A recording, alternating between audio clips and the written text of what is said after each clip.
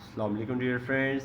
आज जो हम डिस्कस करने जा रहे हैं वो है बीएससी, आईसीएस और बीए के मोस्ट इंपॉर्टेंट क्वेश्चंस। इसके अलावा हम इसके सॉल्यूशंस प्रोवाइड करेंगे ताकि आपके कॉन्सेप्ट्स क्लियर हो सकें। तो वीडियो को एंड तक लाजमी देखिएगा। चलें वीडियो को शुरू करते हैं। हमारे पास से पहले ऑप्शन है, पहला एमसीक्यूज है, the standard deviation of binary distribution is under root of n p q. Why? Because we know that in binomial distribution we discuss about binomial distribution. In binomial distribution the formula is that ncx p raised to power x q raised to power n minus x. This is the formula of binomial distribution where small n and p are called parameters. Small and p are called parameters. Here is that variance which is denoted by sigma square is equal to always npq. So standard deviation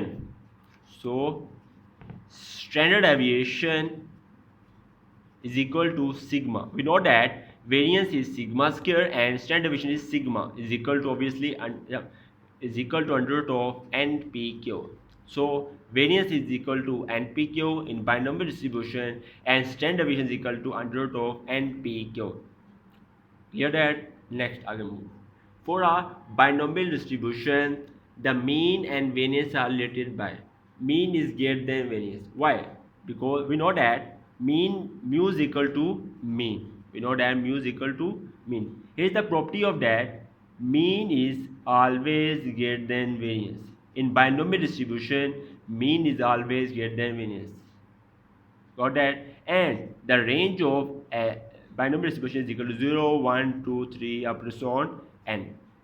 Next, for a negative binomial distribution the mean and variance are related by mean is less than variance. For अगर negative binomial distribution उसमें mean जो होगा वो less than होगा, अगर positive होगा तो उसमें क्या होगा, मीन ग्रेटर देन वेरियंस होगा. तो हम कह सकते हैं for a negative binomial distribution mean is, we can say that mean is less than variance. Mean is less than variance. Next, here is that the probability of failure q is equal to 1 minus, simple that we know that q plus p is equal to 1. Here is no that q plus p is equal to 1. So we can write that q is equal to 1 minus p, where q is the probability of failure. Q is the probability of failure. And p is the probability of success. P is the probability of success. So q plus p is equal to 1, then q is equal to 1 minus p. Next here is that binomial distribution has range x 0 1 to, ये हम पहले discuss कर चुके हैं कि binomial range क्या होती है, 0 1 2 3 so on n. So binomial distribution topic is very important. Next, in hypergeometric experiment the successive trials are dependent. तो बाइनोमियल डिस्ट्रीब्यूशन के अंदर जो सक्सेसिव ट्रायल्स हम देखते हैं, बाइनोमियल के अंदर जो हम सक्सेसिव ट्रायल्स की बात करें तो वो क्या होते हैं, इंडिपेंडेंट. सक्सेसिव ट्रायल्स की बात करें वो क्या होते हैं, इंडिपेंडेंट. बट हाइपरज्योमेट्रिक की बात करें, हाइपरज्योमेट्रिक एक्सपेरिमेंट के अंदर सक्सेसिव ट्रायल्स क्या होते हैं, हमेशा डिपेंडेंट होते हैं. This is the main difference. Next, mean of hypergeometric distribution is always equal to small nk over capital N. And this is the mean of hypergeometric distribution. This is the formula, ये आपको ऐसे याद करना पड़ेगा. Where here is that capital N is the total number of items. Capital N is their total number of items. Small n here shows that, वैसे ये तो number of observation होती हैं, लेकिन यहाँ पर ये शो करता है सिलेक्टेड. स्मॉल एन यहाँ का शो करता है हाइपरज्योमेट्रिक के अंदर सिलेक्टेड नंबर शो करता है, सिलेक्टेड वैल्यूज. ठीक है. और के जो होती है ये शो करता है सक्सेस. के यहाँ पर क्या शो कर रहा है, सक्सेस. तो मीन ऑफ, अगर हम बात करें हाइपरज्योमेट्रिक, मीन ऑफ हाइपरज्योमेट्रिक की बात करें वो होती है स्मॉल एन के ओवर कैपिटल है. Got it. If p does not equal to the skewed. तो इसको डिस्कस करने के पहले ये देखें ज़रा, हमेशा याद रखिएगा, अगर P जो है Q के बराबर हो, अगर P जो है Q के बराबर हो तो उसमें बाइनोमियल डिस्ट्रीब्यूशन की बात की जाए तो वो जो होती है वो होती है सिमेट्रिकल, तो वो होती है सिमेट्रिकल ऑलवेज। ठीक है, जनरली बात की जाए P हो या Q हो, अगर P Q की वैल्यू न्यूमेरिकल के अंदर नॉट गिवन हो तो P Q की वैल्यू को हम 1/2 लिख सकते हैं, यानी कि 0.5 हम खुद लिख सकते हैं। अगर न्यूमेरिकल के अंदर P Q की वैल्यू गिवन नहीं हो तो 1/2 0.5 लिख सकते हैं, ये भी सबका MCQs कह सकते हैं। नेक्स्ट, अगर P जो है Q के बराबर ना हो, कहा जाए P Q के बराबर ना हो तो बाइनोमियल डिस्ट्रीब्यूशन क्या होगी, सिमेट्रिकल नहीं होगी बल्कि क्या होगी, स्क्यूड। बाइनोमियल डिस्ट्रीब्यूशन क्या हो जाएगी आपकी, स्क्यूड हो जाएगी, स्क्यूड डिस्ट्रीब्यूशन हम कह सकते हैं इसको। Next question is there that any particular performance of random experiment is called as trial। Trial क्या होती है, ट्रायल होती है आजमाइश, यानी रैंडम एक्सपेरिमेंट जो हम करते हैं उसमें जो खास जो परफॉर्मेंस आती है is called as any particular performance of, यानी पेश की जो पेशकशी आती है is called as trial. Next, NC0 is equal to 1, we can say that NC0 ये भी 1 होता है, हमेशा याद रखिएगा। NCN आ जाए ये भी 1 के बराबर होता है, बट NC1 आ जाए तो हमेशा n के बराबर। We can say that simply that 3C0 1 हो तो हम क्या लिखेंगे 1, 3C0 हो तो सॉरी तो 1 होता है। ठीक है, अगर 3C3 लिखा हो तो ये भी 1 के बराबर होता है, लेकिन अगर लिखा हो 3C1 तो 3 के बराबर होता है। This example that. Next the option is that sample is the part of population। simple we know that population होती है collection of individuals objects having some common characteristics, यानी कोई भी इंडिविजुअल्स हैं उनकी में एक जैसी खासियत हो वो पॉपुलेशन होती है। तो सैम्पल की बात की जाए, sample is a part of population, population का एक हिस्सा होता है। Next, if A and B are two values then geometric mean is equal to under root of A cross B। we know that geometric mean जो is the square root of values। तो अगर 2 values होंगी तो उसका square root होगा, अगर 3 values तो 3 का स्क्वायर, 4 होगा 4 का। तो ज्योमेट्रिक में ये न्यूमेरिकल बहुत ज़्यादा इंपॉर्टेंट है कि अगर A और B 2 वैल्यूज हो तो geometric mean is equal to always under root of A cross B। Next, a random variable assuming only finite number is called discrete। तो हमेशा याद रखना जिस तरह हम बात करते हैं डिस्क्रीट रैंडम वेरिएबल, तो डिस्क्रीट रैंडम वेरिएबल हमेशा फाइनाइट नंबर्स होते हैं, इन्हीं का एक टेबल बनता है, इन्हीं की सारी प्रोसीजर होता है जो कि डिस्क्रीट जो होता है फाइनाइट होता है। तो हमेशा याद रखिएगा a random variable assuming only finite number is called discrete, और जो इनफिनाइट होगा वो होगा continuous. Next, the orderly arrangement of units is called as permutation, यानी यूनिट्स की जब और तरतीब दी जाए वो परम्यूटेशन होती है। जैसे कि फॉर एग्जांपल मैं लिखता हूँ 1, फिर लिख दिया 2, फिर 3, यानी एक सीक्वेंस आ जाती है, तरतीब आ जाती है ना, ऑर्डरली अरेंजमेंट आ जाती है, इसे हम कहते हैं परम्यूटेशन। क्या कहा जाता है इसे, हम परम्यूटेशन कहा जाता है, एक तरतीब आ जाती है। लेकिन कॉम्बिनेशन की बात कीजिए, परम्यूटेशन को हम शो करते हैं वैसे NPR, परम्यूटेशन को शो करते हैं NPR। ठीक है, इसका फार्मूला होता है n factorial divides n minus r factorial. ठीक है, लेकिन हम बात करें कॉम्बिनेशन की भी बात करें, हमने जो पढ़ा है ये सारे क्या है, ये सारे होते हैं कॉम्बिनेशंस। कॉम्बिनेशंस की बात की इसमें कोई तरतीब नहीं होती, मतलब इस तरह है अगर कोई 3 आ रहा है, कोई यहाँ 5 आ रहा है, कोई यहाँ 2 आ रहा है, कोई इसमें भी तरतीब नहीं है, तो ये चीज़ जो होती है इसे हम कहते हैं कॉम्बिनेशन। इस चीज़ को हम कहते हैं कॉम्बिनेशन, यानी इसके अंदर कोई तरतीब वगैरह ना हो उसे हम कहते हैं combination. Clear that. Next is here that statistics।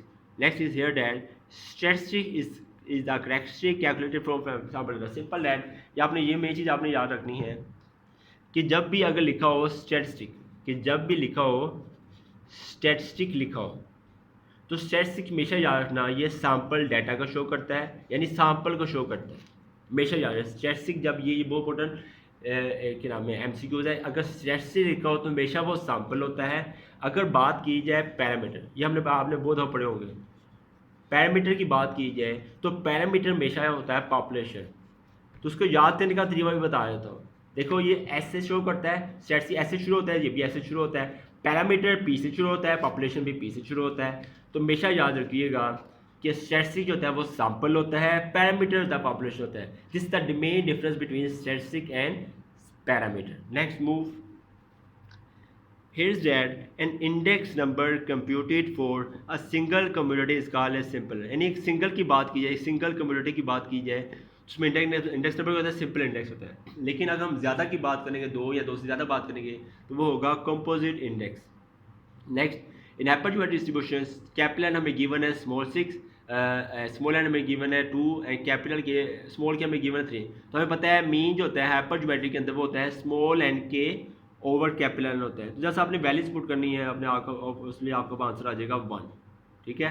Next देखिए हम सोल्व भी कर सकते हैं. देखिए mean is equal to small N के over capital N. Here is given that small N जो हमें गिवन है वो हमें गिवन है, स्मॉल एन हमें गिवन है 2 एंड ठीक है, और हमें कैपिटल एन जो गिवन है वो गिवन है 6, के हमें जो गिवन है वो गिवन है 3. ठीक है, सॉल्व कर देते हैं. 3 2 ज़ा 6, 6 by 6 कैंसिल आउट, क्या आया आंसर 1. तो here is that answer is that in hypergeometric distribution the mean is 1. यानी मीन क्या आया 1 है, जो हमने सोल्व कर दिया कि mean is equal to 1. Next, if x and y are two variables then variance of x minus y is equal to, simple है variance of x, वो कैसे, ये याद रखिएगा. सिंपल क्वेश्चन है, हम डिस्कस करने लगे हैं. वो देखें वेरिएंस हो, अगर बात की जाए वेरिएंस हो x प्लस वाई की बात की जाए तो हमेशा याद रखिएगा वेरिएंस ऑफ x जो होगा वो प्लस वेरिएंस ऑफ y ही आएगा. ठीक है, plus variance of x plus variance of y ही आएगा. लेकिन अगर बात की जाए अगर यहाँ नेगेटिव साइन आ जाए, अगर यहाँ नेगेटिव साइन है तब क्या होगा, अगर यहाँ सपोज करो x माइनस वाई ऐसे लिखा हो और वेरिएंस लिखा हो, तब क्या होगा, तब भी variance of x plus variance of y आएगा, because variance is always positive. तो मेरी याद रखिएगा वेरिएंस में अगर प्लस है या माइनस है तो वेरिएंस ऑफ x किस बराबर होता है, प्लस के बराबर. Variance of x plus variance of y, variance of y plus variance of y, ये इसकी वेरिएंस की प्रॉपर्टी है. बहुत इंपॉर्टेंट टॉपिक है ये, बहुत इंपॉर्टेंट एमसीक्यूज है, लाजमी याद रखिएगा. नेक्स्ट आते हैं, if p is equal to q then binomial distribution is symmetrical. ये हमने पहले डिस्कस कर लिया, अगर p q के बराबर हो तो सिमेट्रिकल होता है. ठीक है, अगर p q के बराबर ना हो तो स्क्यूड होता है, ये हमने पहले डिस्कस कर लिया. If a moment ratio b1 equal distribution is symmetrical, अगर b1 0 के बराबर आ जाए तो डिस्ट्रीब्यूशन हमेशा क्या होती है, सिमेट्रिकल होती है. ठीक है, अगर ग्रेटर देन 0 आएगी, लेस देन 0 तो उस हिसाब से नेगेटिव स्क्यूड या पॉजिटिव स्क्यूड कह सकते हैं, या डज नॉट इक्वल टू 0 हो गई तो वो स्क्यूड में आ जाएगा, इक्वल हो 0 तो सिमेट्रिकल हो जाएगा. तो generally summation x equal to, आगे नेक्स्ट है 1 plus 2 plus epsilon is equal to n bracket n plus 1. हमेशा याद रखिएगा जब भी नंबर्स का सम आए तो हमेशा बराबर होता है n bracket n plus 1/2. Next, pi diagram consists of, तो पाई डायग्राम की बात कीजिए तो ये पिज़्ज़े की शक्ल में होता है. इसमें सर्कल भी आ जाता है, बार्स भी आ जाते हैं और रेक्टेंगल्स वगैरह भी आ जाते हैं. ये जो होता है तो कहते हैं ऑल अबव. तो पाई डायग्राम में ये सारी शेप्स आ जाती हैं पिज़्ज़े की तरह. If y is equal to ax will be the variance of y, ये हम डिस्कस करते हैं. Here is given that y is equal to ax plus b. यानी न्यूमेरिकल के अंदर हमें ये हमें गिवन है कि y is equal to ax plus b हो तो वेरिएंस फाइंड आउट करें. तो सिंपल क्वेश्चन की मशीन आपने क्या करना है, बस वेरिएंस को दोनों साइड लगा देना है. ये वेरिएंस इधर भी लग गया और वेरिएंस आपने करना है इधर लगा दिया. सिंपल चीज़, कोई मुश्किल नहीं. ठीक है, ये बहुत इंपॉर्टेंट एमसीक्यूज है, बहुत इंपॉर्टेंट. अब ये एज इट इज रेड दिया, आपने क्या करना है, आप सेपरेट कर देना है. वेरिएंस ऑफ ax आपने सेपरेट कर दिया, प्लस वेरिएंस ऑफ b को आपने कर दिया सेपरेट कर दिया. Clear that. नेक्स्ट ये करना है वेरिएंस ऑफ x. ये वेरिएंस की प्रॉपर्टी होती है, जब भी वेरिएंस ऑफ कांस्टेंट साथ वेरिएबल आए तो ये इक्वल होता है a square variance of x. हमेशा याद रखिए, अगर वेरिएंस ऑफ as लिखा इक्वल होता है a square variance of x, तो हमेशा ये याद रखिएगा variance of constant value is always equal to 0. Constant का वेरिएंस हमेशा क्या होता है, 0 होता है, ये हमेशा याद रखिएगा. तो जवाब क्या आया, a square variance of x. इसमें पता लग गया अगर y is equal to ax plus b लिखा हो तो इसकी तो वेरिएंस ऑफ x के बराबर होता है a स्क्वायर वजह से. तो हम देखते हैं ये इन्होंने क्या किया हुआ है. यहाँ देखें y is equal to ax plus b लिखा हुआ था, देन वेरिएंस ऑफ y उससे पूछा था तो यहाँ लिखा हुआ है a स्क्वायर वजह से. मतलब हमने सोल्व कर दी कि वाकई ये चीज़ जो है वो ट्रू है. नेक्स्ट आगे मूव करते हैं. If given that probability is equal to 0.7, probability of 0.5, a and b are independent, then probability of b is equal to 0.35। Simple जी हम जानते हैं कि probability of A intersection B की बात की जाए तो हमेशा बराबर होता है, अगर ये इंडिपेंडेंट हो तो बराबर होता है प्रोबेबिलिटी ऑफ ए दो प्रोबेबिलिटी। ये प्रोबेबिलिटी के टॉपिक में अगर ए एंड बी इंडिपेंडेंट हो तो probability of A intersection B equal होता है always probability of A multiply B. तो हेयर हमें वैल्यूज गिवन है, देखें प्रोबेबिलिटी ऑफ ए की वैल्यू में गिवन है 0.7 0.5, इसको आपने मल्टीप्लाई कर देना, यानी 0.7 मल्टीप्लाई बाई 0.5, इसे आप सोल्ड आउट करेंगे तो हमारे पास वैल्यू आएगी 0.35। तो देखिए आंसर में क्या वैल्यू है, आंसर वैल्यू 0.35, तो हमारे पास आंसर आ गया 0.35। नेक्स्ट है index number of base period is always taken as 100। तो हमेशा ये आपने याद रखना है, बेस पीरियड के लिए इंडेक्स नंबर हमेशा 100 होता है। ये बहुत बहुत इंपॉर्टेंट एमसीक्यूज है। नेक्स्ट आगे मूव करते हैं। नेक्स्ट हमारा टॉपिक है second movement bound mean is variance. ये बहुत बहुत इंपॉर्टेंट टॉपिक है कि सेकंड मूवमेंट बाउंड मीन जो होता है वो क्या होता है, वेरिएंस। हमेशा जानना M2 की बात की जाए, M2 में पता है ये होता है second movement about mean, second movement about mean. तो हमेशा याद रखिएगा सेकंड मूवमेंट अबाउट मीन जो होता है M2, ये हमेशा किसके बराबर होता है, वेरिएंस के बराबर होता है। तो ये चीज़ बहुत बहुत इंपॉर्टेंट है, ये बहुत बहुत इंपॉर्टेंट है कि हमेशा याद रखना कि हालांकि में इसका ताल्लुक नजर नहीं आता, लेकिन ये बहुत इंपॉर्टेंट चीज़ है कि सेकंड मूवमेंट में हमेशा किसका होता है, वेरिएंस। यानी you can say that M2 is equal to S²। Clear है, S² भी कह सकते हैं यहाँ पे सिग्मा स्क्वायर, क्योंकि सिग्मा स्क्वायर S² सारे वेरिएंस ही होते हैं। तो हमेशा याद रखना एक ही बात है। तो second movement bound mean is variance. Next है in a mathematical distribution the coefficient skewness will always be 0। तो हमेशा जब भी मैथमेटिकल डिस्ट्रीब्यूशन की बात की जाए तो कोएफिशिएंट यानी SK जो होता है हमेशा क्या होता है, 0 होता है। Next if β2 is equal to 3 the distribution is symmetrical. तो सिंपल चीज़ बात की जाए, इसमें लिखा हुआ है β2 इज इक्वल टू 3। तो 3 जो निकला है वो निकला है कर्टसिस से। 3 कहाँ से निकला है, कर्टसिस से निकला है। 3 निकला है, सॉरी 3 जो निकला है वो निकला है कर्टसिस। कर्टसिस का मतलब होता है the degree of peakness is called as kurtosis. इसकी जो स्टैंडर्ड वैल्यू हम देखते हैं, इसकी हम जो स्टैंडर्ड वैल्यू देखते हैं वो हमेशा 3 होती है। तो β2 अगर 3 हो तो ये शो करता है सिमेट्रिकल। वो सिमेट्रिकल कैसे शो करता है तो हम डिस्कस कर सकते हैं। ये देखिए ज़रा, ये शेप बनी हुई है, ये शेप नज़र आ रही है ना नॉर्मल वाली, नॉर्मल डिस्ट्रीब्यूशन वाली। तो ये जो होती है ये सिमेट्रिकल। अगर इसमें स्टैंडर्ड वैल्यू आए ना जिसमें β2 जो होता है अगर 3 के बराबर हो तो इसे हम कहते हैं β2 3 था तो ये सिमेट्रिकल होता है। क्लियर, नेक्स्ट मूव करते हैं। वेरिएंस ऑफ 3 3 3 इज, तो सिंपल ये एक मुश्किल चीज़ है नहीं, आपने जानना है वेरिएंस का फार्मूला हमें पता है summation x² over small n minus summation x1 का होल स्क्वायर। तो सिंपल आपने करना है x डाटा में गिवन है, ये देखें 3 3 लिखा हुआ है, आपने करना है x² ले लेना है 3 3 9 3 3 9 3 3 9, x का समेशन x निकालना है, इन सब वैल्यूज़ को करना है ऐड कर देना है। समेशन x² कैसे आएगा, इन वैल्यूज़ को ऐड करके आ जाएगा, x से समेशन x आ जाएगा, यानी x से हमारे पास क्या आएगा समेशन x, ऐड करके इनको ऐड करके हमारे पास आ जाएगा समेशन x² आ जाएगा। सब वैल्यू जो होगी समेशन x की वैल्यू इधर, समेशन x की वैल्यू तो हमने पुट की हुई है, ये सोल्व करना हमारे पास जवाब आ जाएगा 0। सिंपल चीज़। Next if M3 is less than equal to distribution is negative skewed. अगर M3 नेगेटिव होगा तो नेगेटिव स्क्यूड होगा, इक्वल टू 0 होगा तो सिमेट्रिकल हो जाएगा, ग्रेटर 0 होगा तो पॉजिटिव स्क्यूड आ जाएगा। If data is more consistent the coefficient variation is least. ये बहुत बड़ा टॉपिक है। अगर डाटा कंसिस्टेंट आ जाए ना तो कोएफिशिएंट वेरिएशन हमेशा क्या होता है, लीस्ट होता है। तो वेरिएंस की बात की जाए, variance of x is equal to A इसके वजह हमने पहले डिस्कस कर लिया है। इन स्क्यूड डिस्ट्रीब्यूशन के अंदर हमेशा ना मीन मीडियन मोड बराबर नहीं होते, लेकिन सिमेट्रिकल डिस्ट्रीब्यूशन की बात की जाए उसमें अंदर हमने डिस्कस किया हुआ है, सिमेट्रिकल की बात की जाए उसमें मीन मीडियन मोड जो होते हैं वो हमेशा बराबर होते हैं। नेक्स्ट आगे मूव करते हैं। नेक्स्ट है random variable is also known as chance. Random variable को हमेशा है ना चांस वेरिएबल कह सकते हैं, स्टोकेस्टिक वेरिएबल कहते हैं, वेरिएबल यानी all of. Next the distribution function of random variable denoted by f of x is defined as f of x equal to probability of capital S small s। यानी distribution function को इस तरह लिखा जा सकता है, यानी डिस्ट्रीब्यूशन फंक्शन किसके बराबर होता है, प्रोबेबिलिटीज के बराबर होता है। अ डिस्क्रीट प्रोबेबिलिटी डिस्ट्रीब्यूशन ये हमने पहले डिस्कस कर लिया, ये हमेशा क्या होती है, फाइनाइट होती है, इसमें टेबल भी बनता है, मैथ फंक्शन बनता है, हिस्टोग्राम भी बनती है, all over. A continuous probability, continuous की बात की जाए तो उसमें पहले बात की इसमें इनफिनाइट होता है, अनलिमिटेड होता है, इसका मेन नो प्रोड्यूसर यानी इसका टेबल वगैरह नहीं बन सकता। If C is a constant value then expression of C is equal to C. वो कैसे होता है ये देखें, अब मैं आपने पहले पढ़ा हुआ है कि कांस्टेंट का मीन जो होता है वो हमेशा कांस्टेंट होता है।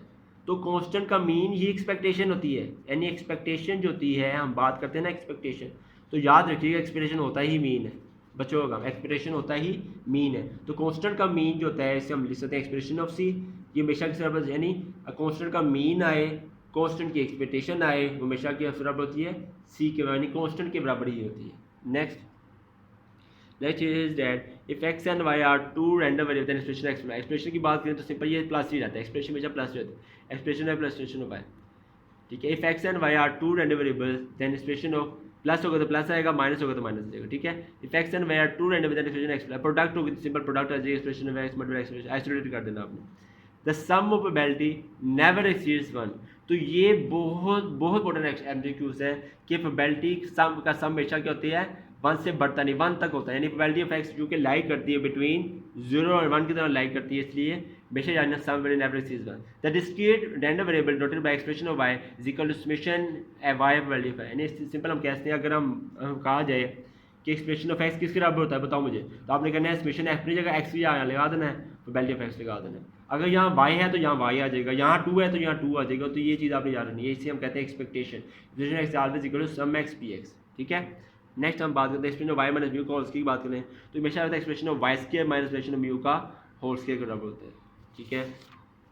नेक्स्ट वहाँ पर देखें लेस्पियर्स इंडेक्स नंबर की बात करें तो लेस्पियर प्राइस इंडेक्स नंबर की बात करें उसमें आता है, हमें पता है लेस्पियर प्राइस इंडेक्स की बात करें उसमें स्पेशल पीरियड आता है। लेस्पियर्स के अंदर पहले डिस्कस किया हुआ हमारा टॉपिक है, हमारी वीडियो का टॉपिक बनाया हुआ लेस्पियर्स के अंदर, उसमें क्यों नो वेट होता है, क्यों नो इधर क्यों नो इधर, ये लेस्पियर का फार्मूला बन गया, ठीक है। नेक्स्ट आगे हम मूव करें price of base note by P note, यानी बेस पीरियड की प्राइस हमेशा पी नोट होती है, प्राइस ऑफ करंट जो हमेशा जो होती है पी एन होती है, ठीक है। लिंक डेट हमें पता है पी एन और p n minus 1 multiply by 100 होता है, ठीक है।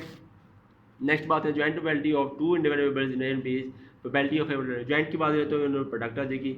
अगर दो म्यूचुअली एक्सक्लूसिव वेवर्स हो गए तो कैन नॉट कहते हैं कि म्यूचुअली एक्सक्लूसिव यानी कॉमन पॉइंट्स ना रखते हो, कॉमन पॉइंट्स ना रखते हो, इसका मतलब ये है देखिए फॉर एग्जाम्पल ए हमारे पास लिखा हुआ है 2 4 6, ठीक है, बी हमारे पास लिखा हुआ है 1 3 5, तो ये देखें 2 यहाँ मौजूदा नहीं, 3 यहाँ मौजूदा नहीं, ये इसमें कॉमन पॉइंट नहीं रखते, तो इन दो ए और बी जो होंगे इन्हें हम कहते हैं म्यूचुअली एक्सक्लूसिव, इन्हें कहते हैं म्यूचुअली एक्सक्लूसिव रिवर्स कहा जाता है, इनमें कोई कॉमन पॉइंट नहीं होते, ये कंप्लीमेंट्री रिवर्स होते हैं, ये कॉमन क्योंकि इकट्ठे कैन नॉट अकर टुगेदर, तो इस लिहाज से हम कहते हैं 2 mutually exclusive reverse can not occur together. If A and B are mutually exclusive तो इंटरसेक्शन बी इज 0, ऑब्वियसली जब ए और बी के हम इंटरसेक्शन लेंगे कोई कॉमन मैच करेंगे तो क्या होगी 0, तो ए एंड बी की इंटरसेक्शन जो हम याद करेंगे वो क्या होगी 0।